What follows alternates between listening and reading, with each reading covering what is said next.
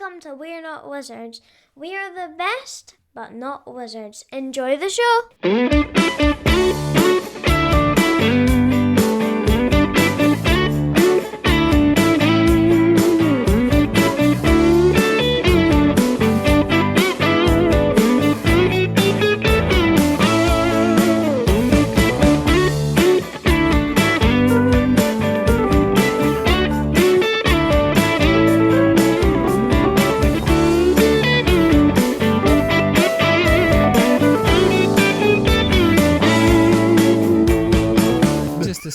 So, as a quick aside, did you ever hear about you probably won't, did you ever hear about the story of the William Wallace statue that was commissioned for Stirling? Which in itself is an absolutely... Stirling is in the place. As in the place. So, Stirling, Bannockburn, that's where the Battle of Bannockburn happened. And so, after the glory, after the immense success of Braveheart, which kickstarted a lot of the Scottish tourist industry, during the late 90s, the Stirling Council decided to commission this statue of William Wallace, and of course they commissioned it, and of course the artist at the time made it as just do Mel Gibson like as possible. And there's a wonderful Wikipedia article where they basically, if you, it is worthwhile just searching for the William Wallace. The William Wallace statue. I might go as far as putting in the show notes where you have to see this thing, because it is absolutely glorious. I just did a very British thing, and I accidentally wrote Stirling as in the money rather than the place. It was very English of me to do that. How very English. Is it? How very English. Oh my God, it's so... Oh my God! Now that you mention this, I must have seen this before. It burns. Yeah, it's dreadful. It's absolutely. Here you go, Seppy. You can see it. It's absolutely. Don't do this to me. Look at this. So dreadful. Oh my God. It's so amazing. You can take our lives. You gotta take our freedom. He looks like he's got like. It was just. It was so That's so amazing. Fantastic. But what happened was he has basically a spicy jaw cramp. Yeah, it looks like it looks like he's been up to mischief for several hours, and he's just had his jaw like his knees are sort of like he's standing up after a session. And so anyway, basically once it got to the Mel Gibson, it got to the end of its lifestyle and basically lifetime, and basically like.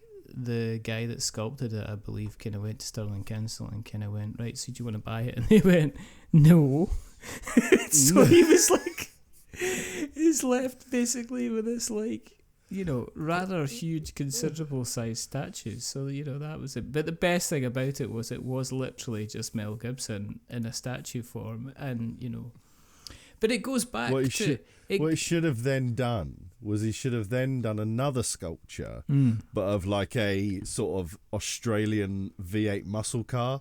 So it was Mel Gibson as both Braveheart and Mad Max. I think that would have been amazing. In just two beautiful worlds collide. But it goes back to this thing that we spoke about in the last episode about, people who aren't Scottish are famously putting on Scottish accents that, you got Mel Gibson up there. Do you know what you doing, William? I'm gonna pick a fight, and it's like it does make me laugh because it goes back to I think actually what we were discussing. Exactly. That's what I just on said. The last one, where it's Scottish people putting on Scottish accents. Scottish people putting on Scottish accents, but the most famous Scottish accents out there are literally non-Scottish people putting on Scottish accents. Yeah. What about Train Spotting? I always think about Scottish accents about Train Spotting. They're amazing. I think they actually got it quite good, didn't they? Well, Ewan McGregor's Scottish anyway, so he. Yeah, but that's what I mean. And they had to redub him. He had to redub himself. Yeah. For that movie because it was too Scottish. People couldn't understand what he said. Well, I don't know if you've ever read any of the books, because the books are written. Oh, that's an education. The books are written in kind of like. I wouldn't say it's Scots. I would say it's almost like some kind of like Scots slang kind of thing. It's literally written. It's like somebody has quite literally transposed somebody speaking Oh no, I tried Almost back in the day, and I was like, oh, I can't. Oh no. No, because it's one of these things. That Even if I say this out loud, I have no idea what they're saying. and you just can't. I had the same recording issue this, with. by the way? Like, Yes, of course we are. Damn right.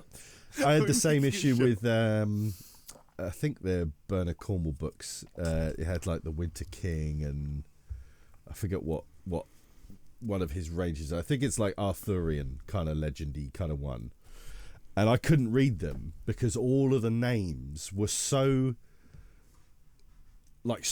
alien to me. They were real Celtic and Gaelic and kind of really unusual names to me that I couldn't keep in my head who each person was from chapter to chapter. So when like so and so would turn up again, I'd be like, what one was that? You know, kind of thing. And like every time it would take me as long to read the name or or my sort of weird pronunciation of it in my head as it would to read half of the rest of the page, you know, kind of thing. And I was just like, this is ridiculous. I can't do this. I need this as like an audio book and hear somebody say it, you know, kind of thing. With the way it should be, you know, rather than my awful version of it in my head.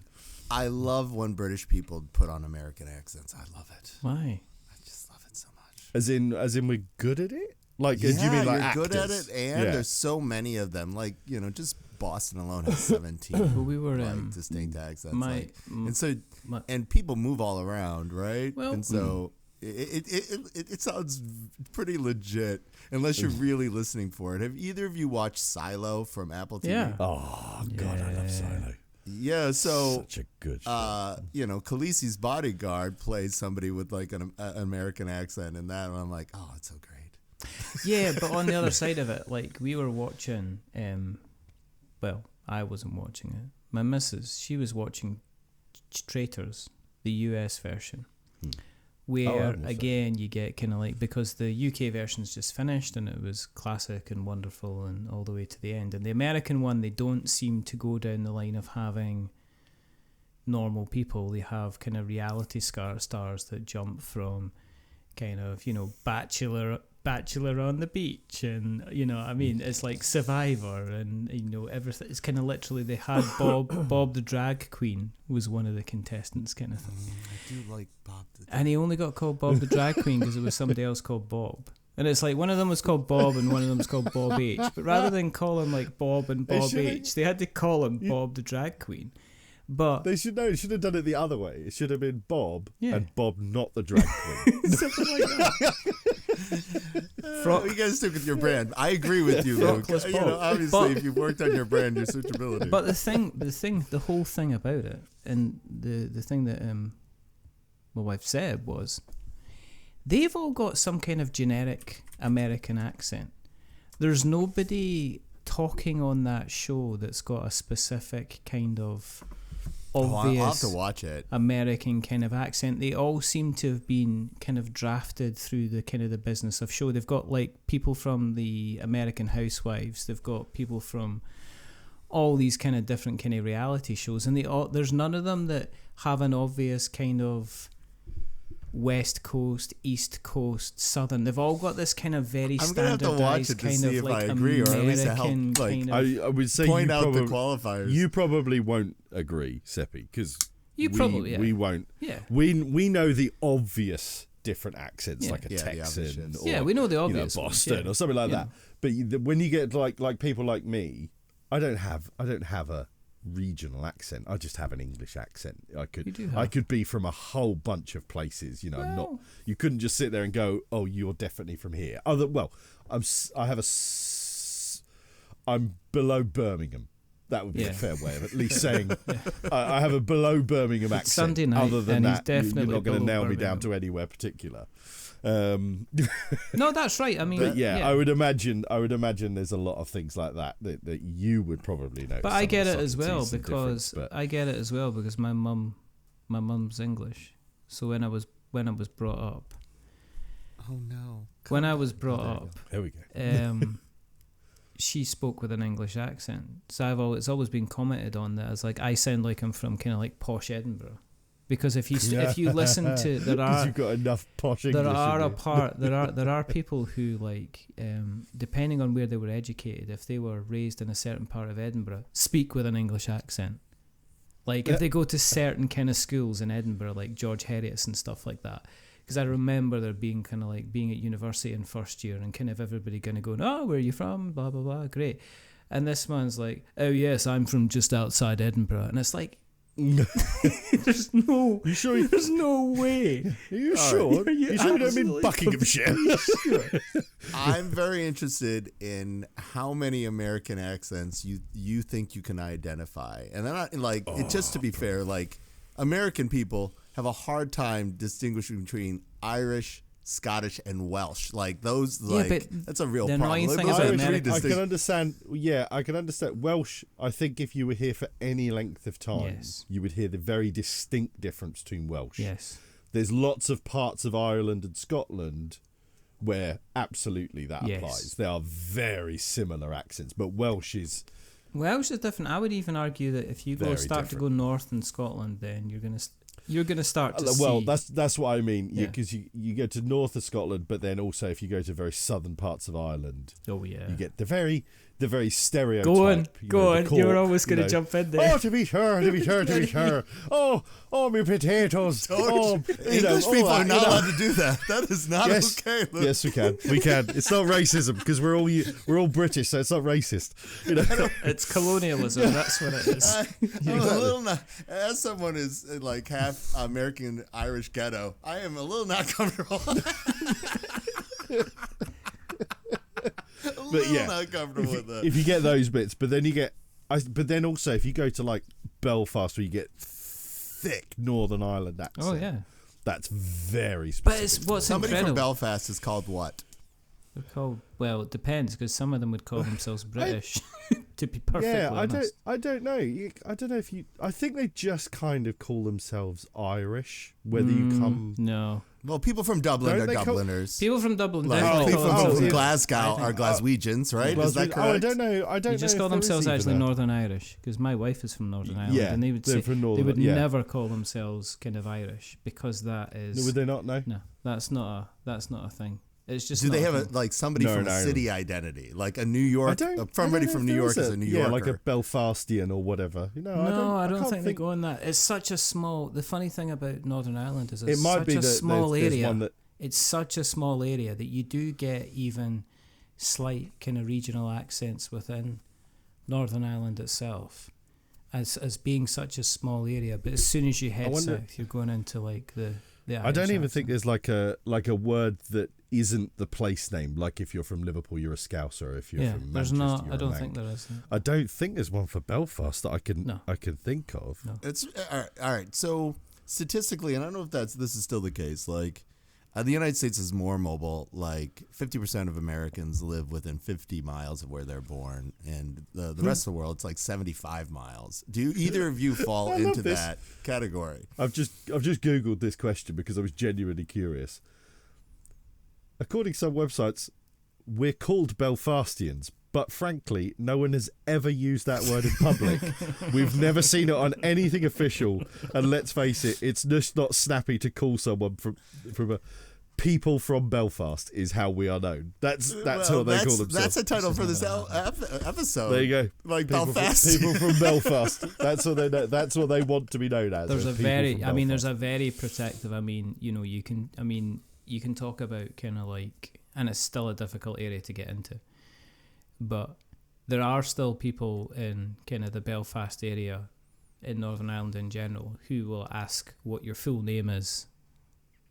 Ooh. When, really? when Yeah. they know, yeah, there's certain people who will be like, they'll ask, they'll try and find out if you're which side of the cloth your bread is buttered on, basically. It is all still very, It is very still fresh. Still, very, yes. yeah. It's Yeah. like there's Yeah. when you've got something as institutionalized in there, it's very, very. It's you will get people to go. So what's your So where are you from? And then it's okay, and then it's all right. So what school did you go to? And then or what's your full name? And it's to find out one thing or another, which is to find out which side you're on, which is a very kind of real thing. Which yeah. So things it's really funny because when it comes to things like Brexit and stuff like that, I still believe there's certain people in the UK government that don't understand how much of a No. how much of a thing this could actually potentially kind of be at all. They kind of like, you know, you have to deal with it. So true. That's kind of fine. Yeah. We're not going to bother doing an intro, I guess. I think we're just going to do our usual and just like kind of start in, because people are He's been aware. here so often. It's like I love you guys. Like, I like to he's talk like to Richard. He's like or a little you, Luke, when I have leprechaun. a He keeps reason. popping out of a bush and saying, "Oh, to be sure, to be sure," and then he pops his head back in the bush again and back off to his pot of gold. Oh, Well, you can't be doing that. You really can't. You really can't. I have dressed up like a leprechaun more St. Patty's Days than I that care to I admit. think is probably more racist. No, it isn't. I'm half Irish. Exactly. Ah, Exactly. Especially if, you know. But do you know what it's like? I was thinking about this. This is like, do you know how in kind of like the kind of the comic universe, you know how you've got like the Flash and Arrow and like all those kind of series on TV, and eventually what they have is they have like, you have like a guest character, and then that character ends up becoming like a kind of an occasional character, and then they just end up becoming like always hanging about. So I think we're at the point now where you'll be coming back on and people will be going, "Oh, that's Seppy again. That means we're going to be talking about media and stuff that's got nothing to do with board games." And I think this is the background origin story thing where you are actually going to talk about what you've been up to and what you have coming, because now I'm going to get this wrong probably, but in America, I'm going to use American terms, okay? So on February 4th, that there's going to be like a game coming out from my arsehole fighting just puckered up when you said from fighting the box. He's going to be bringing it along. It's going to be it's like that's my Michael Stipe kind of impression. so good. Do you know what I mean? It's like, so good. we started singing this song way back, I don't know, it was maybe 1984 or something like that. And I concentrated on some of the lyrics, but I couldn't get the second line in. And so I brought in kind of Bill Berry at the time, and he brought in the bass, and it really kind of tied the whole thing together with my, you know, because that's what he does. It's like when Michael Stipe, when Michael Stipe kind of talks to the microphone, it's almost like he's kind of like, "You're back in my apartment," basically. So there you go. Mm-hmm. So that's what we're talking about. Tell us about. Let's start, because I'm very, very aware what will happen is that we will perambulate and we will split like the timelines in the Marvel universe, and I need to be Loki here. And I need to be the god of stories, bringing all the threads back together so we concentrate on one specific thing. So all I'm saying, ladies and jelly spoons, is let's talk about the game. Let's get that out of the way. And then we can go back and talk about William Wallace statues. So it's 2 games. Oh, right. Okay. So first time we're actually. wrong straight out the bat. Okay. So it's 2 we games. get to participate in Zine Quest, and Zine Quest was going to lead me to the bigger topic that I thought we were going to start with the bigger topic and come to my game. But No. we are going to be doing not only the follow-up to our small box series, which is Kaiser Cucumber and the Gangs of Mechanical Corners, but also the RPG in that world, which is a cozy steampunk heist kind of thing. And it's great. We actually have recommendations from, like, you know, semi-nerd famous, not actual famous, but nerd famous authors who are played the game, and we got quotes from them, which is really good. Like Eric Socto B and other folks, like the original author of Forgotten Realms. So they've all played it. The game's good. It's legitimately good. And but Zine Quest is important because in crowdfunding, as Luke knows, it was driven by social media from 2010 to 2020. Now the pay to play for it is prohibitively large. You need to have such an established audience or be willing to pay $8 to, I would guess, $15 per conversion now. Like, it's got to make sense to do that. And it's cuckoo bananas. And if you have any kind of market that differentiates from gamer standard, that is even more expensive, as Luke and I found out together. Brutally so. Harshly so. Yeah. Yes. So, but the new game got Kaiser Cucumber got great reviews at PAX Unplugged. It's going to be our third critical success in a row. I guess End of Line was not as much. It's more tongue in cheek, but 3 out of 4 ain't bad. End of Line is just amazing, but it's not for everybody. It has been called the most brutal game in gaming. Yeah, and you love that fact. It has that moniker. I do. Like when Take That people go, "Oh my God, this game is the It's worst." brutal. Like I love it, and I'm like, yes. Yeah. But with all the craziness going on, I've dedicated myself to 2 things, Richard, and this is where you and I line up. We talked about propaganda and how propaganda worked last time, didn't we? Yes. Like how propaganda works for the people who are suffering the propaganda, the people who are against the propaganda, and the people who have no opinion about propaganda. Did we talk about this last time? I think we touched on it very very slightly about the inability of kind of like the left to kind of channel a message, which actually it turns out was a prophecy, because that's exactly what kind of happened at the time. All right, so just on a high level, and to not alienate anybody and so forth and whatnot, propaganda works like the statue of Lenin in Lenin Square works. Okay? It just paralyzes the brain with repetition and boredom, so you cannot imagine a world otherwise. That's the simple form of understanding how propaganda works. And so people who are for it think that this is it. The people who are against it think, oh, those people are terrible. And the people who don't care don't think either of those people can change either. And so it paralyzes the brain to think that there are no other options. But as we were talking about history earlier, there can be key moments and everything can actually change. And so being ludicrous or spreading joy is a form of protest, because it makes people think there are other options. Like what you do and what you and I do together and what you and I do to make fun of Luke are all things that are working towards a better world. Making fun of me is moving towards a better world. Oh, I see. I didn't put green face on in the beginning of this. If I put on green face, I'd look like I was selling sweet corn, not a leprechaun. But does that make sense, Richard? So I make ridiculous titles. I am unapologetically queer. I cannot somebody quoted I was trying to help somebody out, and they were like, and this happened to me last week, and they were like, yeah, the person that you're helping, I checked with them, and they're like, it's your gay and minority status is okay with them.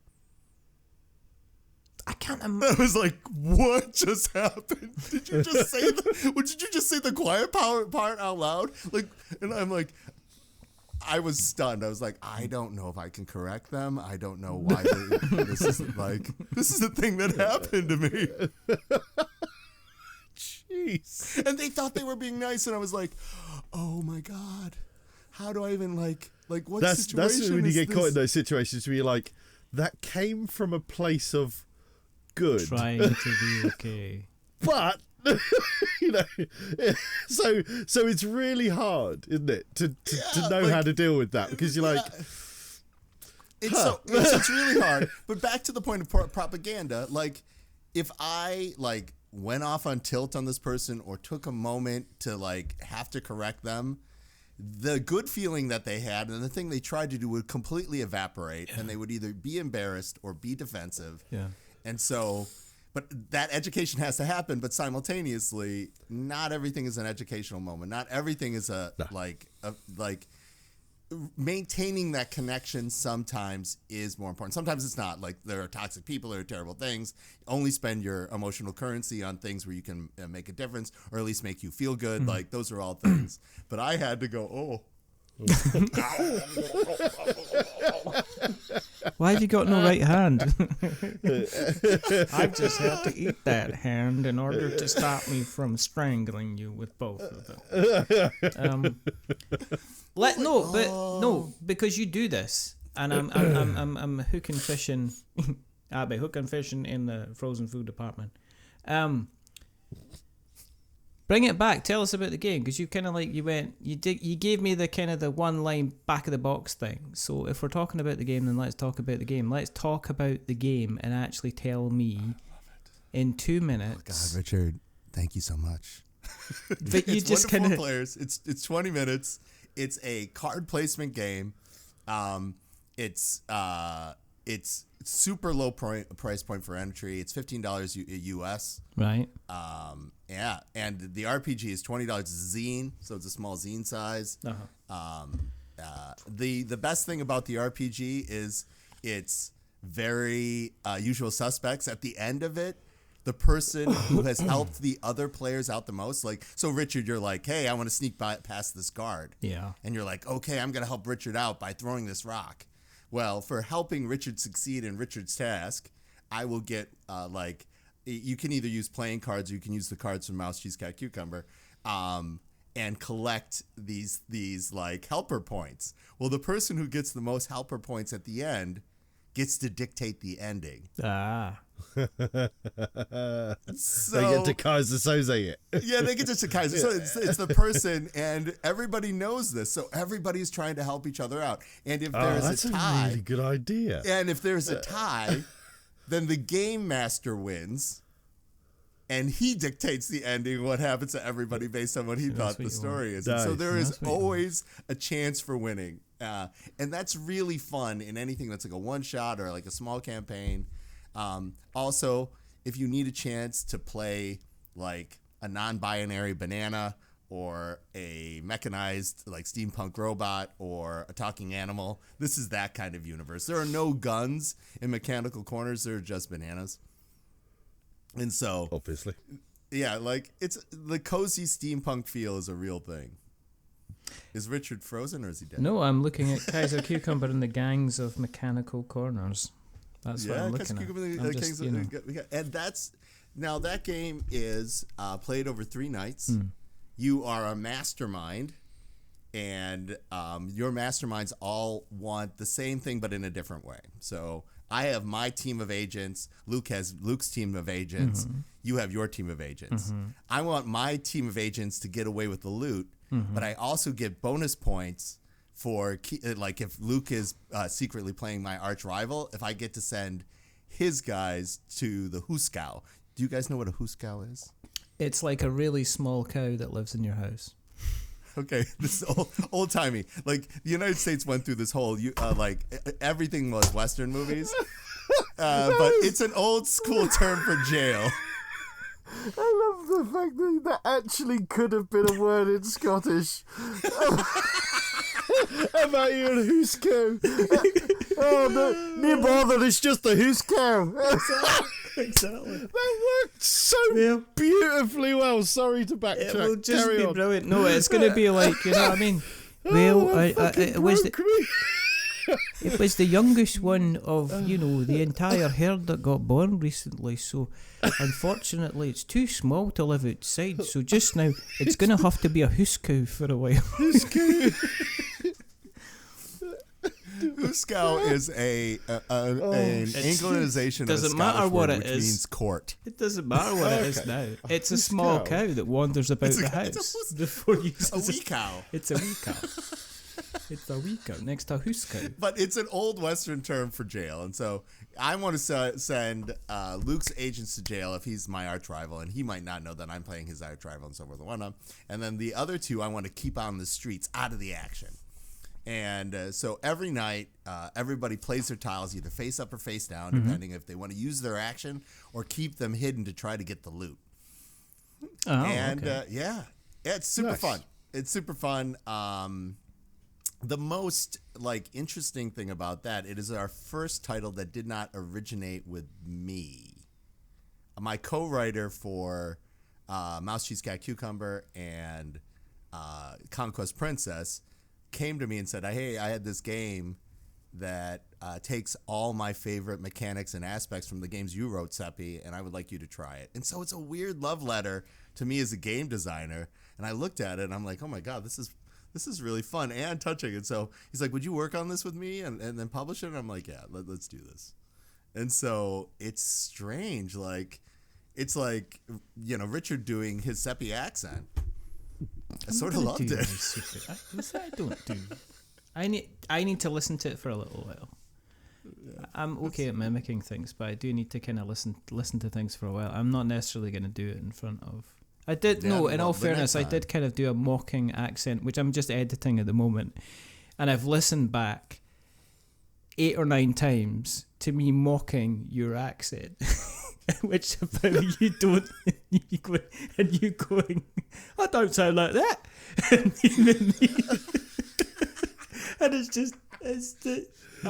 Yeah, he does. Wow. He really does sound like that. So, but is how much interactivity is there between? Because I've been playing a couple of games recently, where, to be quite frank, the level of interactivity has been dull.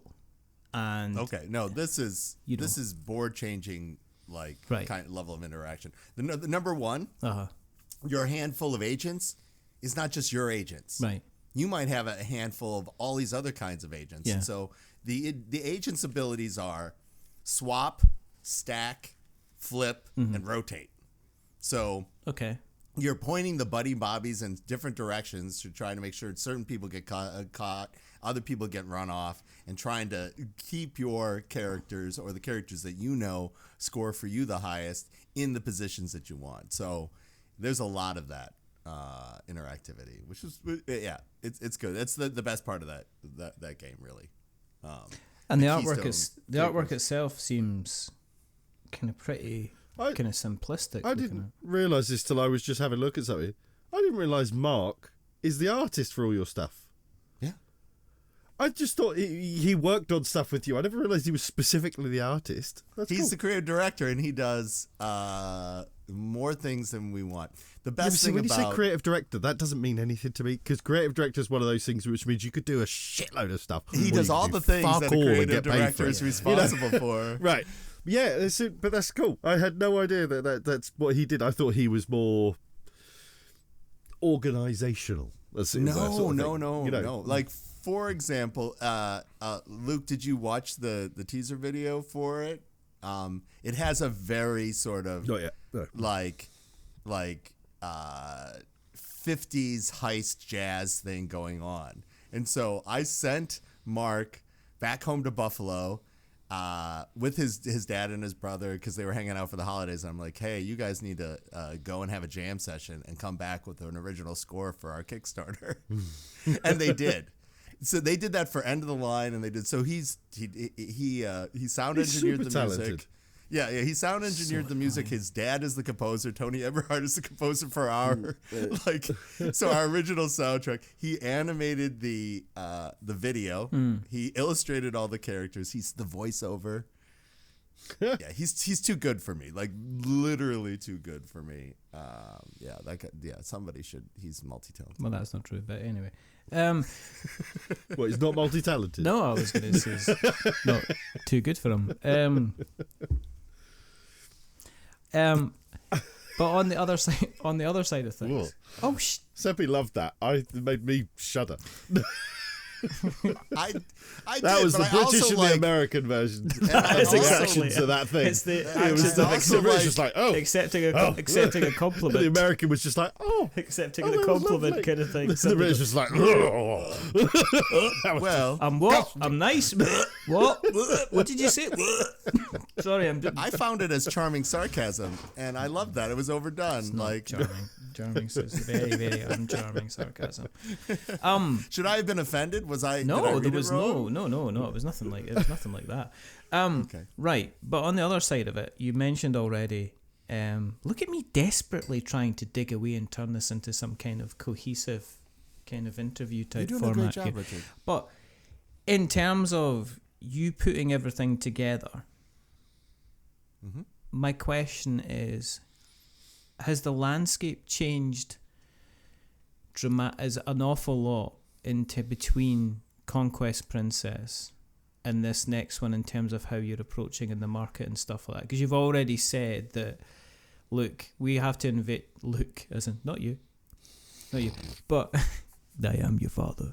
But we have to kind of invest $8, $15, $20 in order to get some kind of turnaround on this. But the game itself is only going to be $15. So how do I get the money on it? Conquest Princess was different because it was a bigger tag item. Yeah. So I guess there's some of the fat there. If you're saying, well, as long as, if it averages out, it's like $3 marketing per box, then that's something I'm going to have to suck up. But with your approach for this one, is it a case of there isn't really any extra fat here? We have to really be relying on the previous kind of Game Found campaign, newsletters, promotions, making people aware, appearing on kind of the number 2 podcast in the UK. Yes, like it really is. Richard is and Luke together. You guys together. We're Not Wizards is a perfect example of where indie people have to go to be seen or heard. Now, like you are critically in the changing landscape of things. The pay-to-play model, like I can't afford all this stuff. In a game that is $15, and there's tariffs coming, right? I gotta like why it's not $14 is I gotta craziness can happen. Yeah, and so you've got to have a buffer. Yeah, you got to have a buffer so that everybody's happy. Like the end consumer, I'm not losing gross money. Like last year was a bloodbath for Fight in a Box because of Princess got completely crushed by the shipping crisis. Yeah. Right? It just crushed. Mm-hmm. And as an indie person, that was really, really hard. But also, like PAX Unplugged was a huge eye-opener about where, like, Americans are feeling the squeeze of the fact that, like, the dollar is not going farther for them. No. Where, like, unemployment is at historic lows and, like, profits are at more than historic highs. Like the middle class and like lower income people are suffering more than they have ever had for all the various reasons, and you're feeling that in a lot of areas. But simultaneously, the need to get together is even stronger because there's so many things to remind us about why we disagree and so forth and on. I think conventions are going to continue to explode. I think events at gaming stores and other places that are based on people doing things that are fun and connecting are going to continue to expand in all through the year as people are trying to find their people, right? We used to all hang out in one place. You're like, hey, did you see that thing that Luke posted on whatever? Like, oh my God, that's really funny because it mentioned some sci-fi something from when I was a kid. I think what It does sound like something I'd post. It does.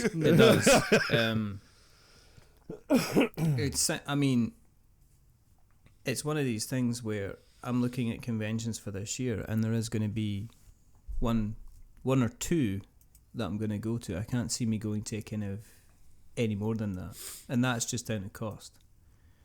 Oh yeah, but also there are two. You're going to conventions. Like more people are like, yeah, I'm going to these 2 conventions, or I'm going to 3 conventions. Yeah. It's weird to have a year you don't go to any conventions. But think about like in the history of you, like earlier in like your existence, there probably was like many years where there were none.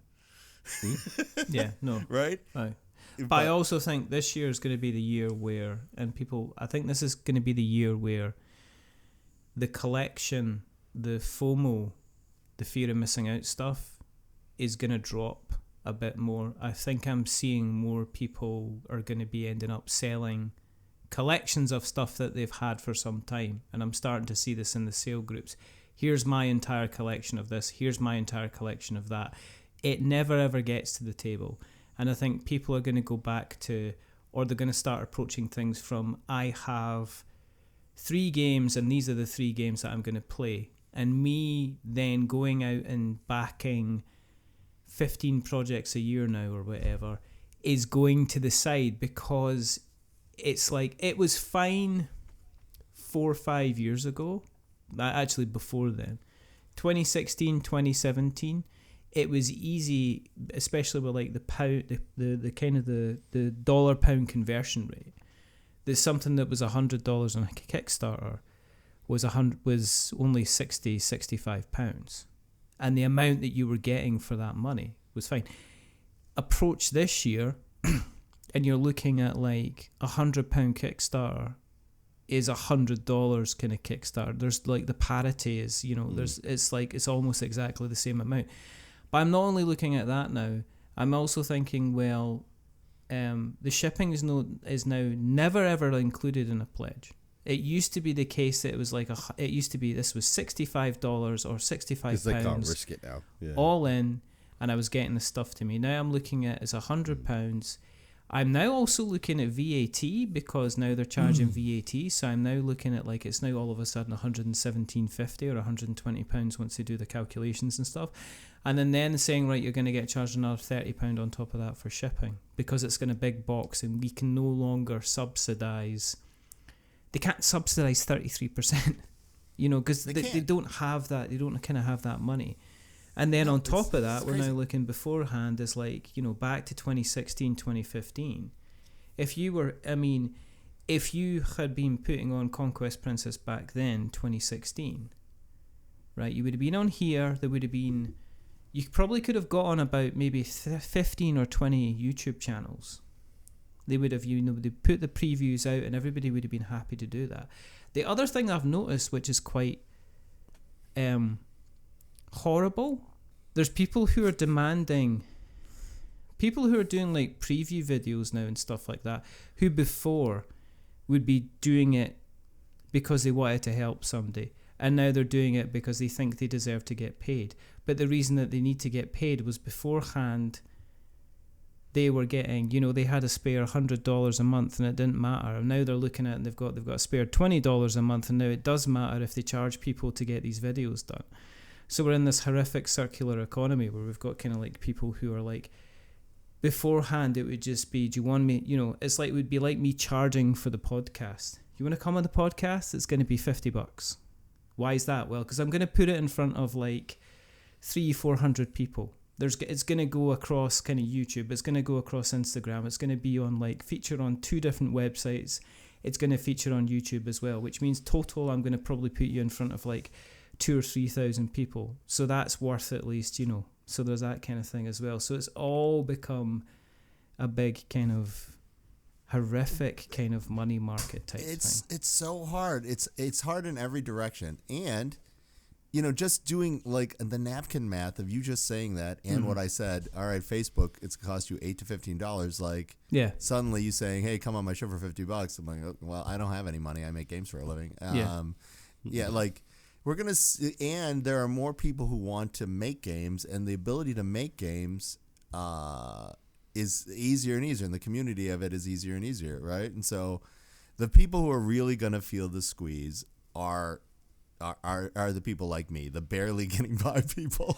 It's another terrible thing. It's like I see this again and again and again, and folk are talking about, well, this person's managed to kind of work their way up to be kind of like stars in Hollywood now, and I've yet to see a new star in Hollywood who either mum and dad are already in the industry or hasn't been doing it since kind of like they were like 6 years old. It was like really funny.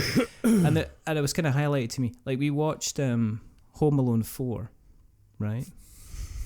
Because we you lost a bet, or we went through. No, it's, you know, we watched it with, like, you know, but sometimes you put on Home Alone 1, you put on Home Alone 2, Home Alone 3. I think okay, you know, but I think is it Home Alone 4 or Home Alone 3? It may be Home Alone 4, right? Because there's an even newer Home Alone that's been released, but which I think's got the kid from Jojo Rabbit in it. But yeah, that's serious, real thing, you know.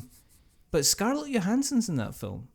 She's in Home Alone 4. She plays the older sister. Whoa. She must be about we'll like have to start somewhere. She must be about like what? I mean, she must be like 13 years old or something like that. And it's like, and the big thing is like, oh, Scarlett Johansson's only been doing this since. She's like, no, she's been around for years and years and years and years and years. So it's like becoming almost impossible to kind of like, you know, that's what frustrates me. We're missing out on great performances, great actors, great kind of screenwriters, great authors, great, you know, musicians. You know, we're potentially missing out on things like the person that, you know, cures various diseases and stuff like that, because instead of them saying, well, you've got an amazing brain, yeah, it just works. Biology is something that works for me. They're like, it's great, but I can't afford to do it now. So, you have somebody that's like working on DNA on their mind and how we're going to fix this. But at the moment, they're like turning around and going, welcome to McDonald's. Can I take your order, please? Because we've reached this terrible place where people just don't have leeway to do anything because every single thing costs money and absolutely dries everybody out to the point where they're now saying... It does. And in the United States, the worst example of this, of course, are public school teachers and general physicians. Like, if you're a general physician in the United States, it used to be you had 10 minutes for each patient. You had to hit that many or your like group would let you go. Yeah. Like being a general physician. And like humans are wildly complicated, like, and vary from each other. And so everybody has, I have 10 minutes. I've got to give you the thing that it sounds that works for 60% of the people. Yeah. Right? And 60% of the people 60% of the time. Well, that's a huge amount of stuff, right? And then add on the United States and we go to the other side. Like, I wanted to help people. I wanted to teach them. Mm-hmm. Now you have very seriously teachers asking themselves in places, am I expected to take a bullet for my kids? Yeah. In my class? Like, there was over 330 school shootings in the United States last year. You've already had 18 this year. Right. I was literally just watching something today about this. 18 this year. Like it's the what, the 20 what of January? No, we've got me and Luke have both got kids, not together. No. One day. That kid would be beautiful and weird. It'll happen. It's gonna, it has to. Imagine how good that thing would be at podcasting. It'd be amazing. But anyway, I can't imagine. I had to ask because of the regional accent between Hall and Hull in the United States. All vowels are the same, and it was like oh my God, are we related? It turns out no, but thank goodness. But I was like, okay, but go on.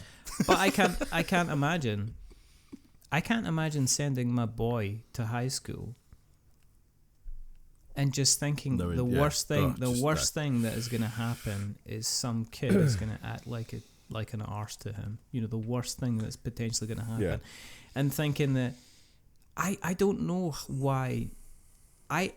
I'd literally, do you know what I mean? If I was an American parent, I'd be rocking up at the NRA convention and I'd be sticking bullets in these people.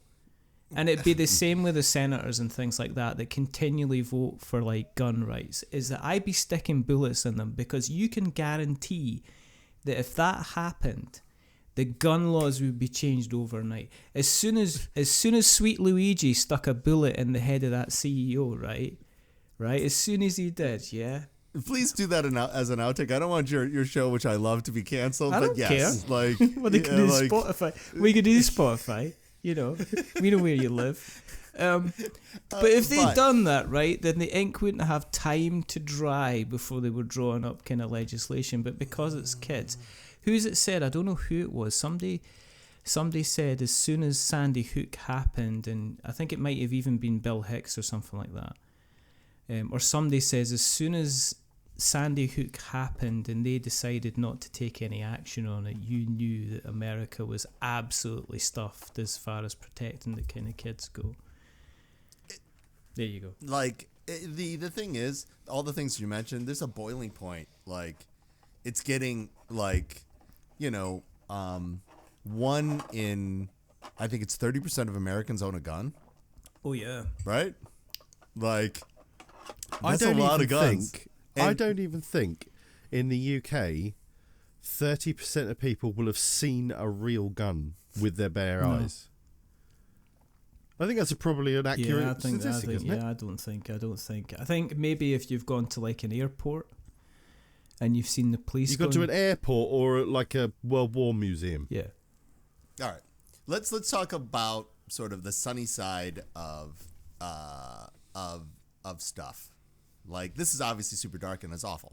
Okay, yes. But there's this mental there's this mental idea that right now is the worst and is the worst. But statistically speaking, it is not. No. Like, crime is lower than, it is sad that the number one killer of people under the 18 is gun violence. Like that is a real thing. But when I was a kid, like the number one killer of kids was drunk driving, and then and if you do subgroups of kids, and we back to that place, the number one killer of kids is for queer kids is suicide. Yeah. Right. So when we talk about like everybody has this mindset again with the propaganda that we tell ourselves that we can't change. Well, things can change. They are better now. They don't feel better. We are in a particular cycle loop. Like when you say better, it's like global warming is, you know, you have weather and you have, you know, the temperature of the earth going up, right? Statistically for the other things, like, for example, my brother was constantly getting in fights in school. Like he sent 3 kids to the hospital. Wow. And what ended up happening was the UAW in the United States and in the 80s in Detroit, they blamed Asia for the automotive crisis, not like the executives, the unhealthy relationship between labor and corporate, all these other kind of stuff, making cars that were designed to fall apart after 2 years. They didn't blame any of those things. They blamed Asia. And so that every day my brother would go to school and somebody would pick fights and you know, put his hands on him. Like my dad was like old school, like he's from Korea, like grew up in Reconstruction Korea. My uncle was a POW from the Korean War. Like Whoa. That's how old my family is. Like, so there was very strict rules about when he was allowed to engage. Like, but if somebody put a hand on him, and they often did, he was allowed to retaliate. And that's how this stuff happens, right? And that's like, that stuff doesn't happen as like individual kids for that is less frequent than it was way back in the day. But now we have these trade-offs. You know, like it was surreal during that time. Like my relatives were like, hey, and these are my Korean relatives that were Southern Baptists, are like, hey, why don't they just round up all the gay people and put them on an island so no one else gets AIDS?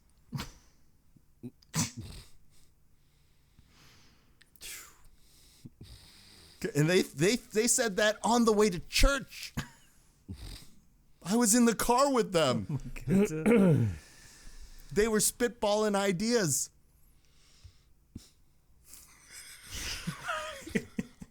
I don't know what to say to that. I was just about to say, I don't know where to go with that. And this is the second time. This is like something goes Give dark. me that. And then, you know, I'm kind of looking to... I'm not really going to joke about that. So I'm not. But like 40 years later, like, you know, my life is better than it was.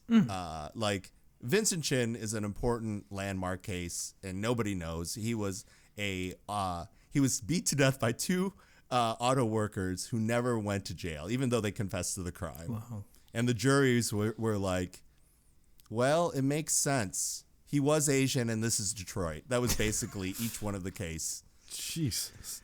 And so that's the environment that I grew up in. Simultaneously, last time we talked about Devil's Night, right? We did talk about Devil's Night, the 3 nights in 1984. The 29th, 30th, and 31st. How many fires happened in Detroit? I think you're like cheating on us with another podcast. I don't remember that. I think that You sounds didn't? Oh, it's one of my favorite statistics. It's over 800 house fires in 3 days. Wow. In one city. Wow. Look it up. Why though? What was it called? Devil's Night. Devil's Night. Did you ever see The Crow? Yes. Yeah. That long is time ago. based on Detroit. Oh, right, okay. Well, I read the comic. It was a for- biopic? I didn't know that. Biopic. No. Yeah, but that guy's like so like You little monkey. every night. And my favorite one of these statistics, of course, and I bring this up all the time, is Saskatoon is in Canada. Oh, you mean right? I thought you meant like there was accidental. No. There's arson. It was pranks and arson. Yeah. Yeah. Wow. Not really pranks, Okay. though. If you're setting somebody's house on fire, I would call Yeah, that I'm just referring to how it's mentioned here as pranks and Pranks. arson. Yeah, pranks. Yes. Pranks. Yeah. Oh, just pranks. I just burned your You burnt house my house down. Yeah. I know you had those bars so no one could escape. That's what made it extra funny. It was awful. But my favorite statistic about this is during it started in England. Yeah. During the time, during the time that period of time, Detroit was the murder capital of the world, and that was the time where they connected the Canadian cable television went through Detroit, so they got 6 o'clock news, and that went all the way up to Saskatoon. And I don't know if you know how far that is, Canadian geography is. That's really, really, really far. Canada's It's really, really over. big. It's like rural Canada over by Winnipeg. Okay. Oh, right. Okay. Yeah. Okay. It's really, really, really, really, really, really, really far. But the year that Saskatoon got cable and got access to everyday Detroit news, they became the murder capital of Canada. Look this stuff up. We are literally, back to my original point. Yeah. Acts of being ludicrous, acts of being joy. That's the counterwave. We are constantly reminded about all this misery, and anything you can do to make fun of Luke makes the world a better place. We go again. It's straight in there. Sorry, distracted. Man United just scored. Sorry. You watch I'm not watching it. I've just got the score. I've just got the score to the left of me. Sorry. We're talking about stuff. It looks like no. Sorry. No. No, he's like, I got to get out of this conversation. Football. And Richard, I don't blame him at all. Football. It got As a he's bit dark. cheering for the deaths It got in a bit Canada. dark, so I mean, obviously it's good. Yeah, that time my fist pumping rate did time poorly for you guys. It's amazing. I mean, I wish we were kind of recording video, because that would be the entire would have scene. looked amazing. Yeah. You know. Do you see And the then, exact moment he was cancelled? And then Elon Musk did the Nazi salute. Oh my god! But we're in seriously, and you got to laugh about this stuff because not because it's not serious, because you get to a point where you have to do something with those feelings. I've gotten a lot of trouble because my reaction to ludicrousness is let's try to disarm it with humor first, dark, terrible humor first, and that is how I'm going to start processing this stuff, because you got to do something with it. It's a very British thing to do, though. Gallows humor. We're very. Oh yeah, I love that. Yeah, gallows humor. Yeah, we're very. Let's laugh at this dark, horrible thing, because otherwise, what else? What If I can't do anything about it, I might as well try and make it funny in some deeply awful way, I love The Life of Brian. The Life of Brian is such a deeply dark movie. Yeah. Life of Brian is so good, But yeah, you gotta. But on that note, well, it's not really a note anyway. We're just gonna continue. We're trying to swim our way wasn't a up. note. It wasn't even a note, was it? I mean, I'm still trying to get into the shock that you're meant to be podcasting with us and you're watching the bloody football. I'm not watching it. Look, you don't have to prove to me. It's just the score there. It's just the score. Okay. That's it. All right. Okay. All right. It's okay, Luke. All right. We sat through other meetings. You can do whatever you want. You just keep on sending me those pictures on Facebook of you powerlifting, and you can watch whatever game you want. I don't care. Just shoulders. You just. Anyway, we're gonna kind of let him off with that, because let's face it, Man United are having the worst season ever. It's hard. Do you know what I mean? It's being a Man United literally. fan. We've got it harder than any sociological group in the world right now. No, Detroit Lions fans. Detroit Lions No, fans. they've never That had it was good. so You can't have it hard if you never had it good. They've always had it hard. It's true. All these things, they won 15-0 so it's this just- season and got kicked out of the it was I so love that. awful. No, I think I this is hate that brilliant. so much. It was their dream season. They were finally. Oh God, it was so bad. I do like the fact. You know. I do like the fact that even Man United are in the situation where they've just been it's all just kind of falling apart, to the fact that it's you're expect. It's you watch kind of match of the day Falling on a apart's Sunday not the night. right word. It's not. What? Falling apart's almost fine, because falling apart's a little easier to deal with, because you can see the trouble we have at the moment is you never know what you're going to get. So you could get stuffed one game and then Tell me more. get a really good draw against love it. who are definitely going to win the league this year. So it's like I just love that's the fact the uncertainty of it. it's It's just like watching match of the day, and then them going, and here's the top of the table, and then sometimes seeing the second, haven't seen that for a little bit. seeing the second part of the table and going, oh look, they're there, and then thinking, oh that's not the top, and they're not at the top half of that. exactly. Why are Ipswich ladies just below Manchester United? Do you know what I mean? I wish we were recording this video wise, because then everybody would have got to see that lovely little hoppy dance that Seppy did across the room. We need to see it again. It was like he moves like I'm with sneaking. music. I was doing a little sneaking feet. His grace. Yeah, it's like he rolled an 18 His on a little, stealth check. his and it's little like, tippy toes, and it's like ding ding ding ding ding ding ding ding Look at how adorable. Don't worry, I'm away from the mic. ding ding ding. Right, so I love no, seriously, I love talking to you guys. Like we can have a love talking to serious discussion about any number of ludicrous topics and go through the various things, and then of course circle back to like the changing media. I think you are such a vital part of the media that needs to continue to exist because you have integrity. You also write well. You have an agenda. You do it on the consistent. You have good taste and sidekicks. These are all good things. this is wonderful. About your show. Just like that. you're a What are you sidekick. after? You're Do you know what I mean? yeah. So, Right, so I'm just confirm. I just radioactive, want to confirm this, okay? That in terms of timescales for the crowdfunding campaigns, yes. 4th of February, is that for both? Is that for both the Yep. Zine It's part of Zine Quest. part of Yeah. Zine Quest? Okay, and is it both games under the same campaign, or is it Yep. two separate? It's called Kaiser Cucumbers 3 Nights Heist. Kaiser Cucumbers 3 Nights Heist. Try saying that fast 3 times. Say mouse cheesecake cucumber. Mouse cheesecake yeah. cucumber. And Yeah, again, but how many times do you reckon you've said mouse cheese cat cucumber? Me I a dread to think. bazillion times. Yeah. I've said it a bazillion times. A mouse cheesecake cucumber was a huge success. It was also the one that we crowdfunded when I was homeless. wow. So, yeah, like... Priorities and all that. You know? Yeah, well, this weekend I took you guys so seriously. Like, this weekend is Protospiel in Minnesota, and so Protospiel. If folks have not gone,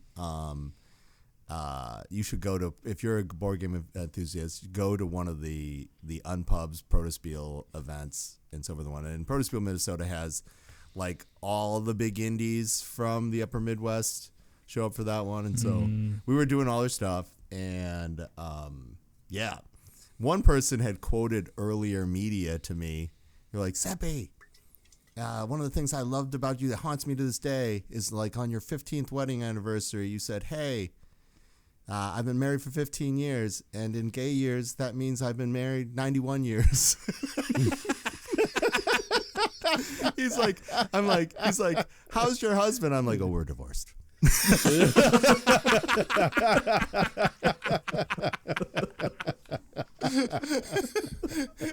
I had to tell him like the real, so like of all the dark things that we've talked about, and I'm not going to go into this one. The story of my divorce is even darker. That ends up with me being homeless, but a mouse cheesecake cucumber happens. That's so and you know, and the world became a better place because of it. the game's good. Is the pledge levels on the game? Look at me steering the ship. Good job, Richard. This is karma. Trying so hard not to derail It it. is exactly. You know. You know, I can't change the laws of physics, Captain. You can. 'Cause you're How Scottish. is it? Pledge levels I'm of still $20. really angry he isn't I know. Scottish. It's 20. You were so angry when you found out. It was brilliant. Is it $20 for the pledge level then for the entire thing, or is there different levels of pledges? Is it $15? Yeah, there is. If you just want the little card game that's the size of mouse cheesecake cucumber, it's $15 US. Okay. If you want to get just the zine for the base game of the RPG, it's $20. If you get the base game of both together, it is $35, but we give you the expansion for free.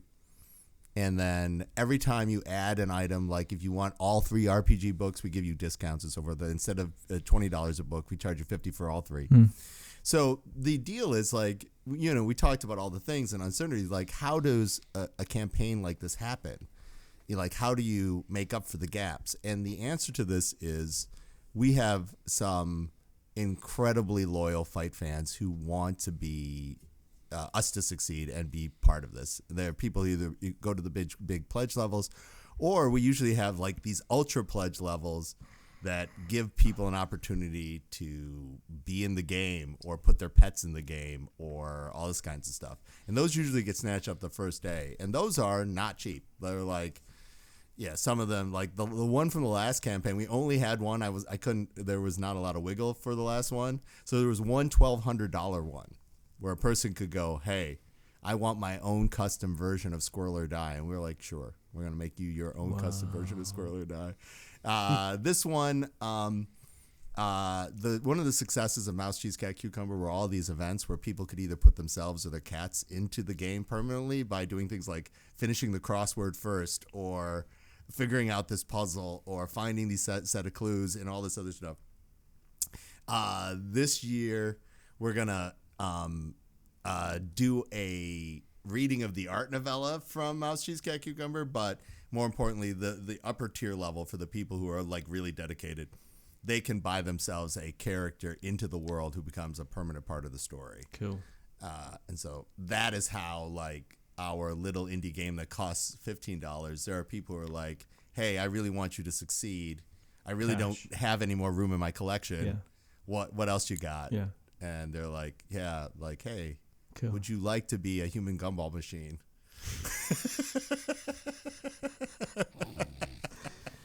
That's lovely. That's lovely. So it's running from February 4th, because I'm using Americanisms. So it's running from February 4th to what date? 2 weeks, 4 weeks, 8 weeks? It is usually 17 days for us. 17 days. Sure so I'll take you to the 21st of February. Correct. Yep. The 4th or to the February 21st. 21st, because I've got to remember we've got to keep up with our US friends for dates, because they don't know how to do bloody dates properly. Muppets.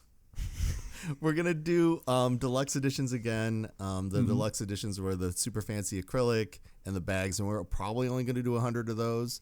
Those usually go pretty fast. That's another way that ends up happening. So, yeah.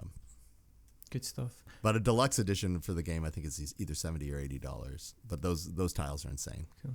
Like, you saw the production values on your copy of Conquest Princess. The game's crazy. Yeah. High-end production values. We're very proud of the fact that our production values are insane. Look at that. Yeah. There you go. Yeah, if you need me to teach you, Richard, or walk you through as the voice of the computer for any of those scenarios, you let me know. I will either get up early or stay out late so that you can have the best experience possible, because I want you to have the best time as a member of the Temporal Intergalactic Arm Response Agency.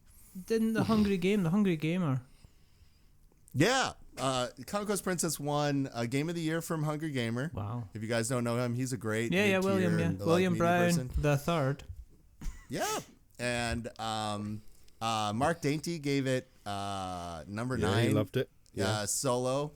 Grant Lyon gave it best 10 in best co-op for last year, and then Jamie Stegmeyer talked about it as his favorite game mechanic the first week of January this year. He's a huge fan of the game, and I was really surprised by it. Like, I'm not surprised. You began some love, yeah. I'm not surprised. yeah, the game is really good. I mean, the big problem with like getting it to the people who don't know that they need it for, it doesn't look like anything else. When people look at things, they want to know that it looks like something else in their collection. Well, it doesn't look like anything else in their collection. No. And it, you know, there are not any games that use some of the mechanics in this. You're like, oh, like shared bad builder, like, yeah. But it's, you know, it's a crisis management. Like Board Game Co. loved the game too. Like, yeah, there's a lot of people who are like, I didn't want to try this game, but I'm so glad I did. Which is again nothing more than what you deserve. What we're gonna do is we're gonna get all the links for the campaign, and we're gonna put it in the show notes so that we've got show notes to show all these lovely people out there. If you want to, I mean, let's face it, it's just a Control-C, Control-V at this point with the kind of the links for Seppy at the moment. We're just copying them in one place and popping them into the other, because that's how we're gonna work, except for the Kickstarter campaign. not Kickstarter campaign, except for the crowdfunding campaign. Where is it going to be crowdfunded? It is a Kickstarter campaign, isn't it? This one's going to be a What Kickstarter. the This one's going to be a Kickstarter. I want to be big enough to go back to GameFound, but we're not big enough yet.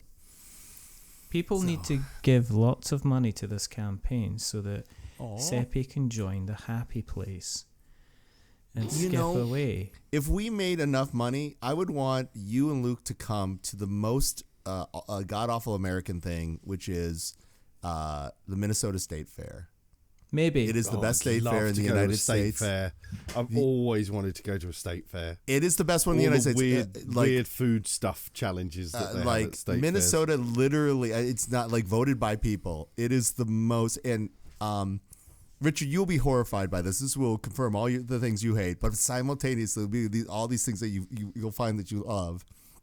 The Minnesota State Fair is like surreal Americana. There's absolutely going to be nothing that's going to be. Is it the gluten or most dairy state free. fair of state fairs, basically? It is the best food, the most people, all the features that you expect from a state fair, and then every 80s band that you never wanted to hear from again, like Stryper. Wow. I really want to go to Minnesota State Fair now. So do I. Like seriously, I would like people to give enough so that I could sponsor the two of you to come and do an episode live from the state fair. Amazing. That would be Oh, my amazing. dream. Yeah, Just- because that would be incredible. live and I would hug the shit out of you, Richard. Live I'd be like, episodes just seem to be our bread and Why butter. wouldn't you hug the shit out of me? Because you break me. You're super strong. Oh, Oh, hug right, you. so I'm not super strong. Because I That's no, it. clearly No way, I'm not look wearing at you. trousers. I get Look at you. broken by you, Luke. I am apparently the best hugger. I get reference it. I can Quite see regularly. that. You work on all those hugging muscles on a regular. You must give that 13th, kind of hug. 13th of March, I shall report on this. And I shall I'm gonna hug the I living shall shit out of report you. back. It's going to be... Got a hotel I room. might even get a bit of shit out of you. Little squeeze, just the right bit. Oh dear. I'm gonna be like one of those. One of those. I'm gonna be like one of those pastry bags. And is it cake? I can see this happening and Richard going, "Oh, I think I'm turtling." It's like, kept wiping for ages, but it's like I swallowed a crayon.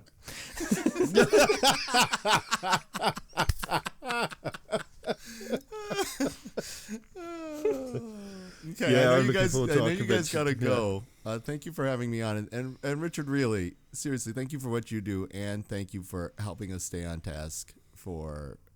It's But the like media environment is changing. herding mouse, cat, cheese, cucumbers. Cheese basically. cucumbers. It's literally true. like that. It's like get us It's back, true. get us back. Let's talk about the. Let's go. I've got literally on my screen. It says, talk about when the campaign runs, talk about the money involved, talk about what's part of it, and that's what I've got. I've not Secret Cabal got the love- current score for the Manchester United football game. Secret Cabal full loved time. gangs. Yeah, they loved it. There's a lot of other people you'll see who will come forward and talk about it. The game's legit. Good. 20 minutes solo mode's really good. Yeah, you're gonna see me a lot of other places this year to make ends meet. I started helping out Floodgate. God damn it, Luke. If Sorry, people you were don't saying- know, he is just this little Lamborghini's gone crazy. Absolutely disgraceful. Anyway, what were you saying before we were rudely interrupted? No, I don't even know I stayed anymore. silent as to not distract. You were saying about Floodgate games. We're on a video. You literally Yeah, I'm like helping out walk about Floodgate with now. your arse hanging out, and it was like you turned around and we seen both clapping bum cheeks. Look at those hams. Didn't realise there could be so much hair. Anyway, so you're working for you're doing some work for Floodgate Games, yeah? Yeah, a little bit. Good. So if you see me, like hear me or see me, or things that like seem reminiscent in other places, I'm gonna try to, Good stuff. I'm gonna try to get. That would be my way to get to Game Expo and anytime in I was the going near to say, future. yeah. Is that gonna potentially take you out to UK Games Expo Floodgate? Yeah, I'm very is it Ben's Rich? amazing. His wife is and I are friends. And I love Rich who runs Dara. Yeah, and Rich. stuff. Yeah. Yeah. I know Rich. Yeah. Good stuff. Via Mark. Good stuff. Yeah, absolutely. And so, I'm doing a little bit of stuff in and around there for them, but mainly on this, what do you do about the media gap, and how do you get to the largest group of gamers? And if folks didn't realize that the largest group of gamers are women who prescribe themselves as gamers now, and that's a very specific. Like in the United States, you have to go to like a Barnes and Noble or Target or like a bookstore to get your games to those folks, and so Yeah, like a Waterstones over here. Right, we're going to put everything in the show notes, so we've got notes to show. If you've listened along tonight, well, you're listening to the number 2 podcast in the UK in relation to board games, aren't you? Absolutely lovely. Based on Feedspot. Isn't that glorious? And you can keep us there by making sure that you tell other people that we exist, of our existence, and just tell other people, because that makes the sun shine in this windiest of days. There's only a couple more things to do. Remember, we're many things, but we are number 2s. The second thing is to say, wait to that hug, and you'll be a lot more than number 2s. I know. So I'm gonna probably eat lots and lots of cashew nuts on that day. You gotta do something. Got to do something. And there's only one more thing to do, is to say goodbye. So say goodbye from the rather wonderful, rather fantastic, amazing, football watching, distracted man that is Mr. Luke Pryor. Say goodbye, Luke. Bye bye. And it's a goodbye from. Next time we're going to be speaking a lot more about media, because we do come back and like our little media chats, don't we? It's the rather wonderful, rather amazing, rather fantastic, rather coming to soon to Kickstarter. Check out this fantastic campaign where you can either zig or zag or zine, or you can be, well, it's not November, but you can certainly Kaiser Cucumber and their gangs of mechanical corners. It's Mr. Seppy Ewan. Say goodbye, Seppy. Goodbye, Seppy. And it's a goodbye from me. Remember, stay safe, roll 6s, make something awful, and Stay spicy. Yeah. Stay spicy. we used to stay spicy an awful lot in REM at the beginning, but then we changed. But until next time, goodbye. A wizard is never late.